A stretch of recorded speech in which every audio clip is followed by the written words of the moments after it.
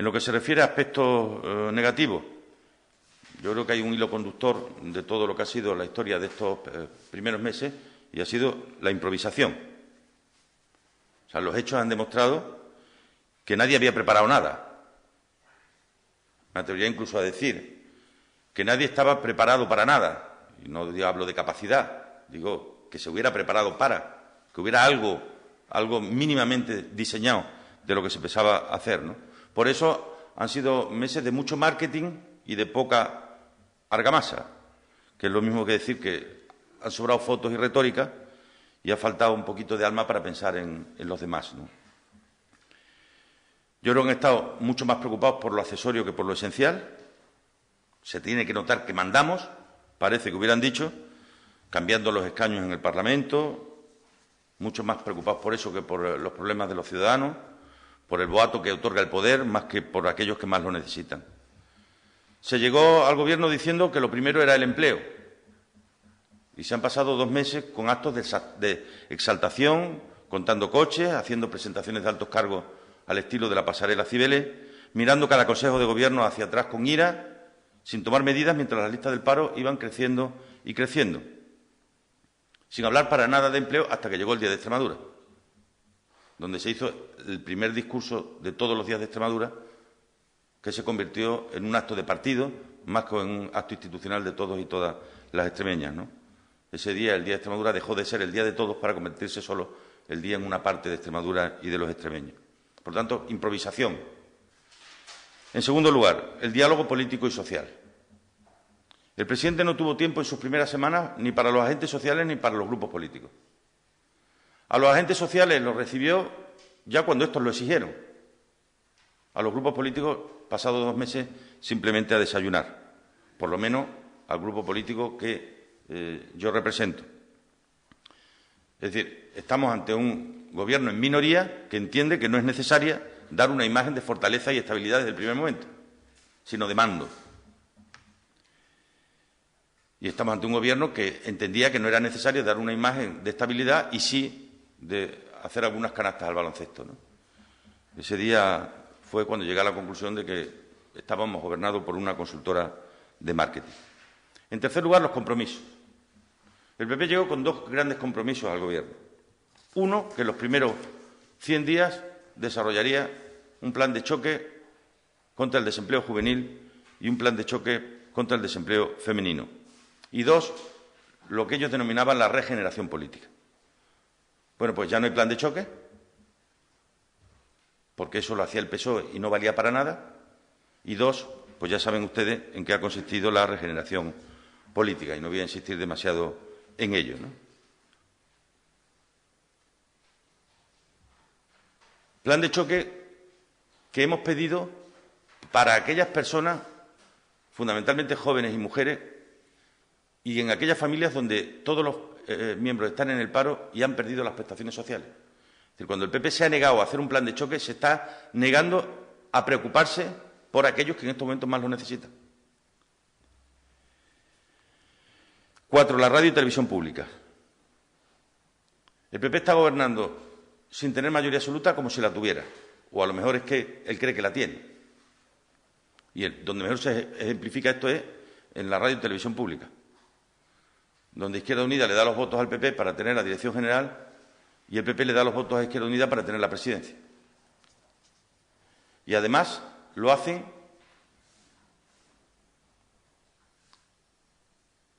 sembrando, yo creo, enormes dudas. Sembrando enormes dudas. Eligen presidenta del Consejo de Administración a una persona que ellos han anunciado que va a dejar de ser consejera. ¿Por qué tantas prisas? Si no es por la razón última, que es poder designar a los puestos de libre designación que hay en la televisión y que tienen pactado desde el acuerdo por la dirección general. Pero la realidad es que han nombrado presidenta a una chica, por cierto, muy valiosa, que todo hay que decirlo y reconocerlo, pero para que deje de serlo, con lo cual nombran a alguien provisional. Eso, la sensación que da hacia afuera, es de provisionalidad y de improvisación permanente. En quinto lugar, el PP presenta unas cifras de deuda y déficit que no se corresponden con la realidad a lo largo de este tiempo. Y hemos visto de todo. Cómo le llaman facturas en los cajones a la deuda con los bancos, cómo le llaman déficit a lo que son obligaciones pendientes de pago en el año en curso con los presupuestos corrientes. Pero la mayor prueba de que no dicen la realidad es que si fuera verdad lo que dicen, si fuera verdad lo que el presidente Monago ha dicho, de que en junio había un déficit de 6,8, estamos hablando de que hay un déficit de 1.156 millones de euros. ¿Creen ustedes que es posible aceptar que hay un déficit de 1.156 millones de euros y no hacer nada porque nada están haciendo? ¿O conocemos algo de lo que estén haciendo respecto de la reducción de ese déficit? Porque a fecha de hoy es la única comunidad donde no dicen lo que pretenden hacer o lo que van a hacer. Y como consecuencia de esto, además, han mandado mensajes todos negativos, todos pesimistas y todos catastrofistas. Que no va a haber licitación pública, que se acabó la fiesta, que no se van a hacer obra nueva. Todos mensajes negativos para un sector empresarial que lo que necesita son mensajes positivos. Y para un sistema financiero que tiene que renovar las pólizas de las empresas y de las pymes, y ahora sabe que aparece un nuevo enemigo en el horizonte, que es que las empresas públicas no van a tener ingresos porque la Administración los va a recortar. La palabra recortes, recortes y recortes es la gran palabra de este tiempo. Con una traca final, que no hay presupuestos. O sea, el PP ha practicado la insumisión, la inseguridad y la incertidumbre, incumpliendo un artículo del Estatuto de Autonomía con una disculpa que carece de cualquier base. Porque el PP sabe, como saben todas las comunidades autónomas, desde julio, cuál es el horizonte de ingresos. Pero además, es que los presupuestos son previsiones. Son previsiones. Y luego hay que cambiarlas a lo largo del año. Se pueden cambiar. Se pueden cambiar. Se pueden generar nuevos créditos si llegan créditos nuevos. Se pueden hacer modificaciones de crédito en aquellas partidas que se estime oportuno. Por cierto, en el horizonte está o aprobar los presupuestos o, según ha dicho el Consejo de Hacienda, prorrogarlos. Si pretenden gobernar con unos presupuestos prorrogados, que sepan que llevaremos una reforma legal al Parlamento en la misma medida en la que se hizo en la legislatura del 95 al 99, para limitar la capacidad de modificar los créditos. ¿Por qué? Porque si se pretende gobernar sin que sepamos cómo se va a hacer, porque los presupuestos los prorrogan, el Parlamento tiene que garantizarse la seguridad que te da haber podido debatir unos presupuestos. Que al final el presupuesto es la gran ley o la ley más política que hay. Es donde dice uno cuál es lo que prioriza y qué es lo que va a hacer. Y con el dinero que lo va a hacer, ¿no? Por tanto, si acaso pretendiera prorrogar los presupuestos, no permitiendo el debate público sobre los mismos, nosotros intentaremos limitar la capacidad de modificar créditos. Y esto se hace, pues, pidiendo a Izquierda Unida que entienda que no podemos asumir bajo ningún concepto el riesgo de que en una comunidad autónoma se gobierne sin unos presupuestos que hayan sido debatidos por el conjunto de las fuerzas políticas de la misma, ¿no? Creo, además, que el PP demuestra que pone los intereses electorales propios por encima de los intereses de Extremadura. Porque el hecho de que no haya presupuesto tiene mucho que ver con no tener que anunciar sus intenciones de aquí a las elecciones del día 20 de marzo. En sexto lugar, era un partido o un presidente que iba a hacer del diálogo su arma en esta legislatura, y hasta ahora las propuestas que le ha hecho la oposición, la callada por respuesta. Ni quiere hablar de ingresos, solo quiere hablar de no gastar, no quiere hablar de ingresar más, ni quiere hablar de lucha contra el fraude fiscal, ni quiere hablar de planes de choque contra el desempleo de carácter social. Y ahora le propongo dos más. Ahora le propongo dos más. Uno, que tiene que ver con la deuda histórica. Han solicitado al Gobierno que se constituya la comisión para fijación de la deuda histórica, creo que sería muy bueno y le daría mucha fortaleza al Gobierno llevar previamente un acuerdo aquí con el conjunto de las fuerzas políticas. Yo le propongo que constituyamos un grupo de trabajo en el Parlamento destinado a que podamos llegar a un acuerdo que le dé fortaleza a lo que luego el Gobierno defienda en esa comisión. Y dos, propongo, y llevaremos antes de diciembre al Parlamento, una ley de transparencia, participación y debate público en Extremadura. Una ley de transparencia que impida que uno pueda nombrar a familiares directos bajo su responsabilidad y que cree un registro por el cual cualquier ciudadano pueda conocer en cualquier momento las relaciones familiares que pueda haber entre distintos cargos de la Administración. Transparencia y limitación, algo que nos parece imprescindible. Participación a través de la Constitución de Extremadura de un consejo de debate público en el que estén ciudadanos anónimos y que puedan participar cuando así se considere necesario y oportuno.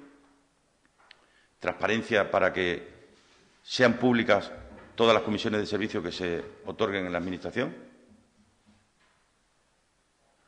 Y alguien puede decir, ¿por qué no lo hicisteis antes? Pido disculpas por no haberlo hecho antes. Pero creo que ahora es necesario, más que nunca, ampliar todo lo que tiene que ver con la transparencia. Y esto, además, lo propuse, o lo hablé en el discurso de investidura, con lo cual, de haber sido presidente, era uno de los compromisos que había asumido, No es posible que la política más importante que tiene que hacer un Gobierno la ponga en manos de políticos a tiempo parcial. No es posible que las políticas de empleo estén en manos de un secretario general, que es concejal de un ayuntamiento, estén en manos del responsable de la empresa pública que mayor emprendimiento tiene que producir, que es Avante, concejal de otro ayuntamiento, o del director general del SESPE, que es alcalde de otro ayuntamiento. No puede ser que las políticas de empleo estén en manos de políticos que se dedican a ello solo a tiempo parcial. Durante estos meses ha habido 2 o 3 rectificaciones al decreto del presidente de inicio, varias modificaciones de los decretos de estructura, derogación a los 15 días del decreto de estructura básica. Si uno repasa los BOEs de todos estos meses, comprobará cuál ha sido una de las claves, la escasísima coordinación que ha habido en el Gobierno a lo largo de este tiempo. Y eso se demuestra cuando por la mañana un presidente dice que va a reducir el 10 y luego 2 horas después dice que va a reducir el 20 de los presupuestos. O cuando un lunes el consejero de Hacienda dice que el déficit será de 6,8 a final de año y 2 días después el presidente lo rectifica y dice que no, a final de año no, que en junio. Yo creo que eso pone de manifiesto la escasísima coordinación que ha habido a lo largo de este tiempo. Ha habido poca coordinación y mucho meterle el miedo y el temor a la gente en el cuerpo y poner en solfa a todo el mundo. Un presidente que en una entrevista publicada le dedica 5 menciones a un director de orquesta lo dice todo. Esa obsesión por poner en solfa a todo el mundo, sea político o no lo sea. Simplemente basta que no sea del Partido Popular. Y una absoluta ausencia de liderazgo demostrada en este tiempo. Liderar no significa mandar. Liderar significa generar ilusión y confianza. Y este Gobierno ha generado todo menos ilusión y menos confianza. Si no, pregúntesele a los ciudadanos. Eso sí, hasta mayo todo era culpa de Vara y ahora ya estamos en una crisis internacional. Hasta mayo era responsabilidad del presidente y ahora parece que el presidente hace lo que puede. Pero desde luego, y en el tema del tabaco se ha visto con claridad, cómo si estaban de testigos de cargo, pero no poniéndose al frente para intentar resolver un problema. Y ponerse al frente significa montarse en un coche, montarse en un avión, irse a Italia, irse a donde haya que ir y hablar con quien haya que hablar, como otros hicimos en su momento, Las comparecencias de los altos cargos han tenido una constante, mucho mirar hacia atrás y pocas ideas para adelante. En resumen, Ha habido bastante improvisación, ausencia de verdadera actitud de diálogo, estando en minoría, se gobierna como si se estuviera en mayoría, ausencia de compromisos de empleo a corto plazo. Esta semana tienen previsto firmar el plan 3G y no hay ningún compromiso a corto plazo. Y el problema lo tenemos ahora, no para dentro de 1, 2, 3, 4 años, sino el problema está ahora, con una cifra final de este mes que pueden llegar a cerca de 130.000 desempleados. Cuando llegó al Gobierno encontró 114.800. Casi 130.000 empleados pueden llegar en el mes de octubre y creen que no hay ninguna razón ni ningún argumento para hacer algo a corto plazo, como plan de choque. Una obsesión por controlar la radio y televisión pública, bastante descoordinación, muchas rectificaciones en tan poco tiempo, ausencia de previsiones macroeconómicas, muy poquita dedicación al empleo, nulo deseo de acuerdos y resignación frente a las cifras y frente a los recortes. Han sido 100 días de hacer oposición a la oposición y me temo que por ahí seguiremos.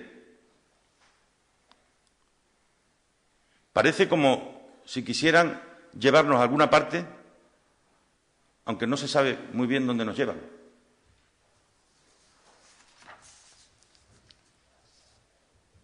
Por eso, y a pesar de eso,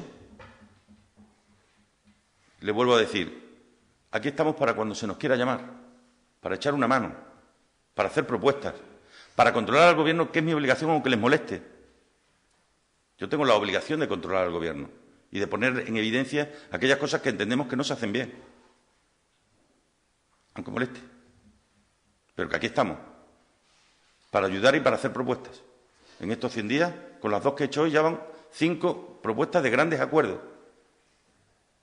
En el caso de la Ley de Transparencia, Participación y Debate Público, si no obtengo una respuesta, presentaremos la proposición de ley en el Parlamento y que cada diputado vote lo que estime oportuno.